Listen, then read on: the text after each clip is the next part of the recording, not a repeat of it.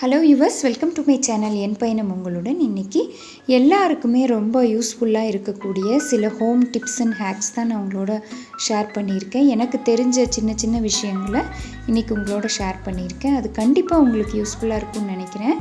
வாங்க வீடியோக்குள்ளே போகலாம். ஸோ ஃபஸ்ட்டு பாப்கார்ன் செய்யும் போது நம்ம வாங்கி வச்சுருக்கிற அந்த மக்காச்சோள விதைகளை தண்ணியில் ஒரு 1/2 hour ஊற வச்சுட்டு அதுக்கப்புறமா நல்லா தண்ணி வடிச்சிட்டு இது தண்ணியை நல்லா தொடச்சிட்டு குக்கரில் போட்டு நம்ம பாப்கார்ன் பண்ணோம்னா நிறையா பாப்கார்ன் ஆகாத அந்த விதைகள் உருவாகாமல் மேக்ஸிமம் எல்லாமே பாப்கார்னாக மாறிடும். அடுத்தது பொடி அரைக்கும் போது இந்த மாதிரி வரமிளகாய் நம்ம வறுப்போம். அப்போ கொஞ்சமாக கல்லுப்பு சேர்த்திட்டு நம்ம வறுத்தோம்னா அதிக காரல் எழும்பி நம்மளை இரிட்டேட் பண்ணாமல் இருக்கும்.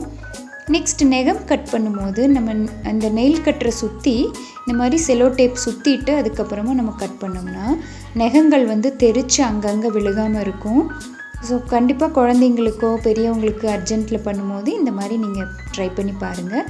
ஒன்று கூட கீழே விழுகாமல் எல்லாமே இதுக்குள்ளேயே அரெஸ்ட் ஆகிடும். ஈஸியாக நமக்கு கட் பண்ணுறதுக்கும் வரும். அடுத்து குழந்தைங்களுக்கு எழுத ப்ராக்டிஸ் கொடுக்கும்போது பென்சில் பிடிக்கிறதுக்கு கண்டிப்பாக சொல்லி கொடுக்கணும்.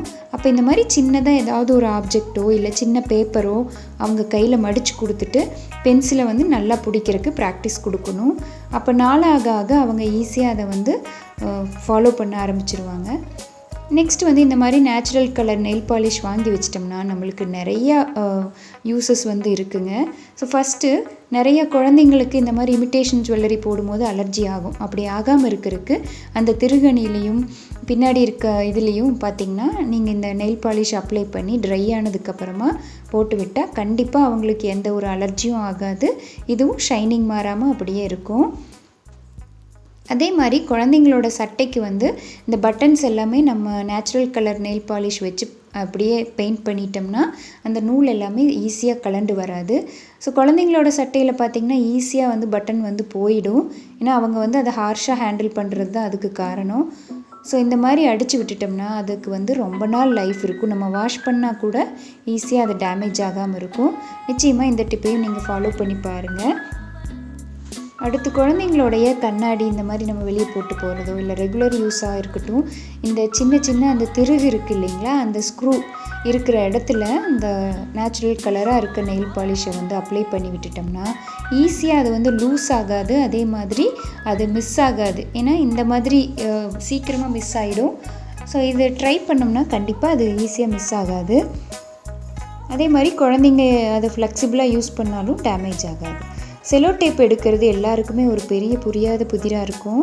அப்போ இந்த மாதிரி எட்ஜில் என்ன கலராக வேணால் இருக்கலாம், நெயில் பாலிஷ் அடித்து விட்டுட்டோம்னா அது ஸ்டிஃபாக அப்படியே இருக்கும்.